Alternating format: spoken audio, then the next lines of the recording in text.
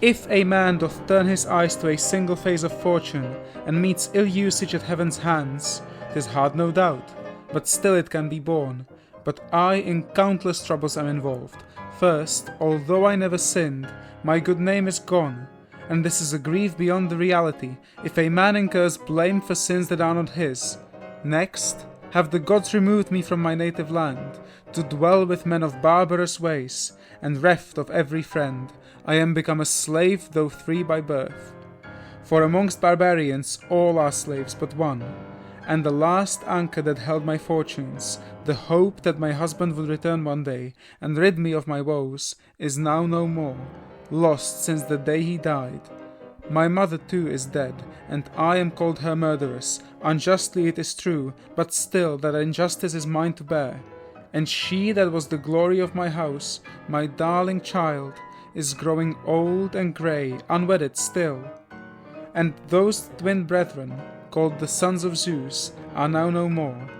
But this fortune, not my own doing, that hath crushed me with sorrow and slain me, and this is the last evil of all. If ever I come to my native land, they will shut me up in prison, thinking me that Helen of Ilium, in quest of whom Menelaus came thither.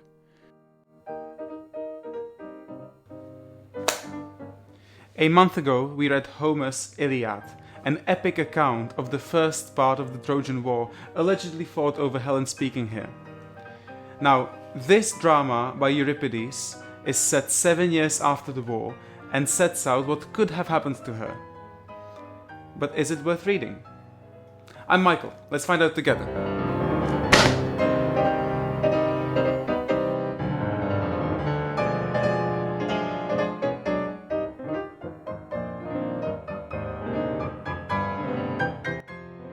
Now, editor note, a lot of life is happening this week, so I only got 2 hours on the script. It's improv, baby. Please remain gracious with me, dear viewer. Also, we will be taking excerpts from later parts of the play, but we will not reveal the entire plot. So, warning, minor spoilers ahead.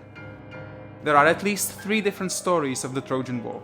In my cynical version, the barbaric Greeks went over and pillaged and plundered the barbaric Anatolians simply because that's what winning in life looked like back then.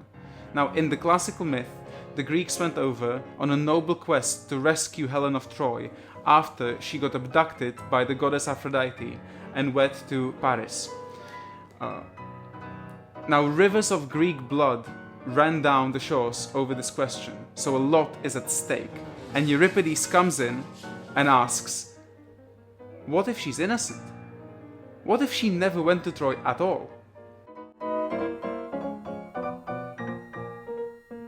Before we jump in, please imagine you live in the pre-Christian Greek honor culture. In a place like this, fidelity and ownership are a protective posture against your fellow men who are at your throat without reprieve. Guilt hinges less on your intentions than on the consequences of your actions. And glory or shame are public goods which overshadow private values.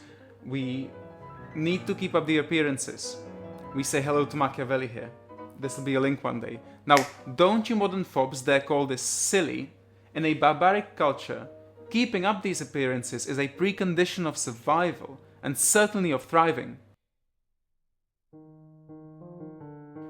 So it's no use that Helen fights Aphrodite or doesn't love Priam. She does live in the palace in luxury while the Greeks outside are dying to rescue her. But our storyteller, Euripides, is not like the other girls. In his version, maybe based on a fringe Egyptian myth, Helen is actually hidden away by Hera, the wife of Zeus, at the start of the war and replaced with a lookalike, a ghost. So here she is truly innocent and a pawn of a political game of the gods, which drives both nations to pointless slaughter. Since the start of the war, Helen had been living in Egypt at the king Proteus' court. Now, her son, Theoclymenus, is trying to marry her. Once again, she is cursed by her own beauty. Too bad. She is simply irresistible. Ooh, that one slipped in. Now, mild spoilers. In the beginning of the play, they reunite with Menelaus, and in the following excerpt, they're figuring out how to escape the Egyptian king and the marriage. He hath within his palace an ally equal to the gods. Some voice divine within the secret chambers of his house. No, his sister, Theono men call her. Her name hath a prophetic sound. Tell me what she doth. She knoweth everything, and she will tell her brother thou art come. Then we must die, for I cannot escape her ken. Perchance we might by suppliant prayers win her over. To what end? To what vain hope art thou leading me? That she should not tell her brother thou art here. Suppose we persuade her, can we get away? Easily, if she connive thereat. Without her knowledge, no. Be that thy task. Women deal best with women. I will not fail, be sure, to clasp her knees. Come, then, only suppose she reject our proposals. Thou wilt be slain, and I, alas, wedded by force. Thou wilt betray me. That force of thine is but an excuse. Nay, by thy life I swear a sacred oath. What mean'st thou? Dost swear to die and never to another husband yield? Yes, by the self-same sword, I will fall by thy side. On these conditions, touch my right hand. I do so, swearing I will quit the light of day if thou art slain. I, too, will end my life if I lose thee. Romantic. If we can't be together, but don't pledge mutually assured destruction over it, then I don't want it. The Greeks were just like us in many ways, but the recognition only goes so far. They were definitely a bit more thorough in their approach. Euripides is the last of the three great Greek playwrights of the 5th century BC, and he doesn't write the same way as Sophocles or Aeschylus would. So this doesn't read like a classical Greek tragedy. It's more a romantic melodrama, and some parts read straight out of Molière, other ones seem to parody the Greek tragedy genre itself.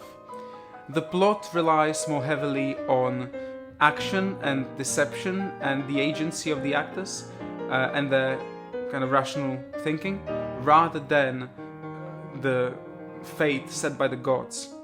Now this is shown beautifully on page 16. If mayhap we find a way to take this lady from the land by stealth, tell them to keep good watch that we may share the luck and escape, if possible, from the barbarians' clutch. It shall be done, O king. Now I see how worthless are the seer's tricks, how full of falsehood. Nor is there after all aught trustworthy in the blaze of sacrifice or in the cry of feathered fowls. 'Tis folly, the very notion that birds can help mankind. Calchas never by word or sign showed the host the truth, when he saw his friends dying on behalf of a phantom, nor yet did Helenus, but the city was stormed in vain. Perhaps thou wilt say, 'twas not heaven's will that they should do so. Then why do we employ these prophets? Better were it to sacrifice to the gods, and crave a blessing, leaving prophecy alone, for this was but devised as a bait to catch livelihood, and no man grows rich by divination if he is idle. No, sound judgment and discernment are the best of seers. On the other hand, this makes the catharsis after the play even darker to contend with. We no longer get to enjoy the story of rescuing noble Helen, and instead the Greeks are rescuing a mirage, and all that slaughter is for nothing. As a viewer, it makes you think, maybe this isn't the last time that men were led to slaughter under false pretexts. It's not always done by the gods, though. See, Euripides is writing in a dark period of Athenian history. The country just finished its failed Sicilian expedition, which intended to expand its influence, but rather resulted in tens of thousands of Greeks just enslaved for nothing. And it was still fighting the long drawn-out Peloponnesian War against Sparta. Also, at this time, the Greek sophists are running around, questioning everything without rhyme or reason, and so the sense of the fragility of the truth reflects this sentiment. You did have food, Russell. This is mine. Nuh-uh. Nuh-uh. Nuh-uh. Nuh-uh. it's not good for you anyway.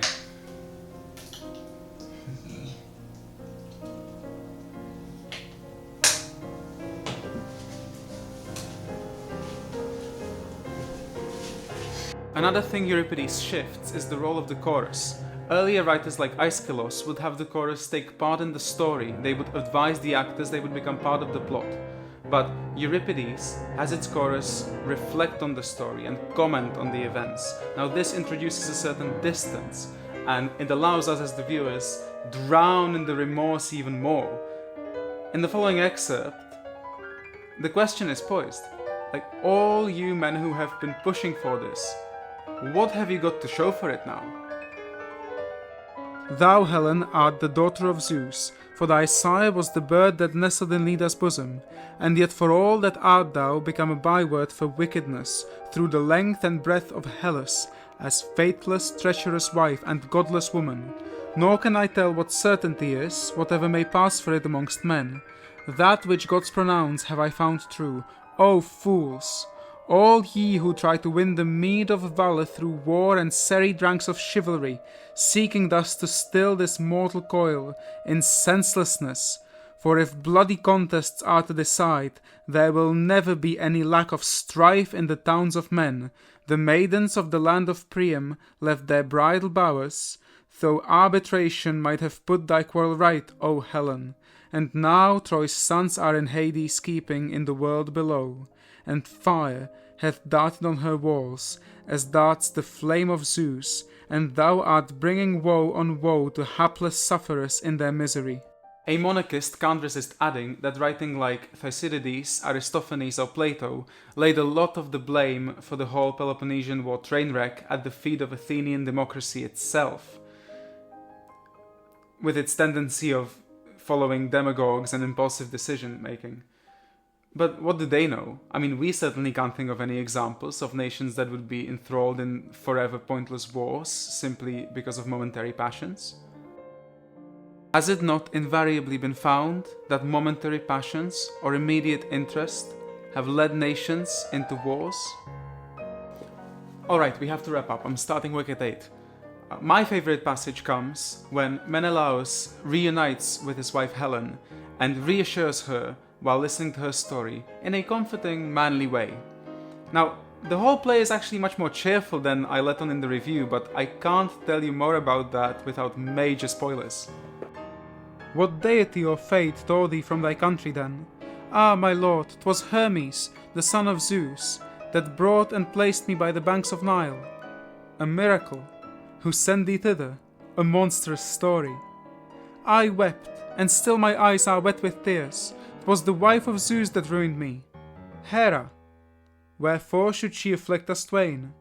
Woe is me for my awful fate, woe for those founts and baths where the goddesses made brighter still that beauty, which evoked the fatal verdict. Why did Hera visit thee with evil regarding this verdict?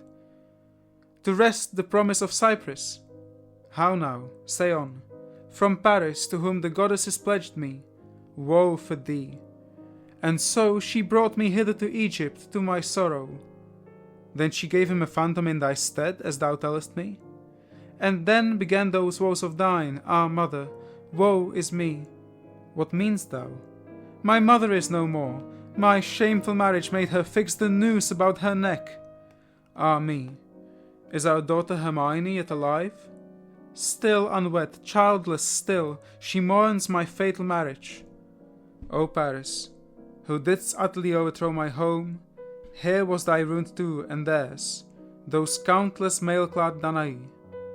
From my country, city, and from thee heaven cast me forth, unhappy and accursed, because I left, and yet not I, home and husband for union of foul shame. If haply ye find happiness in the future, it will suffice when to the past you look. Menelaus, grant me too a portion of that joy which, though mine own eyes see, I scarcely comprehend. Oh, these people are wonderful. At some points later, the story will get much more Bonnie and Clyde than this. Also, to us modern wets, it resets a proper sense of tragedy. At many points, I felt, I'm not insane, it's just that my times are. It's okay, Greeks, we're gonna be insane together. So, is Helen worth reading? No! If you have the chance, go see the drama for yourself, rather than read it in a book. But they don't play it that often. So, my version has 35 pages, and a free translation by Edwidge P. Coleridge, which I read, which is great, is free as a PDF on Google. I had a great time with it.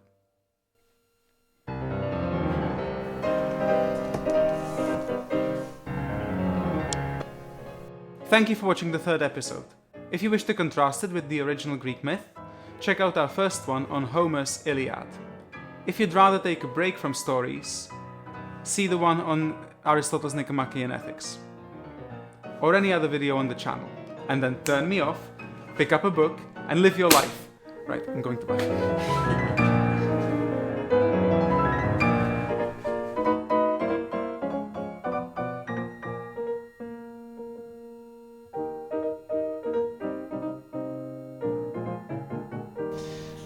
In a culture like this, I still don't know what I'm saying.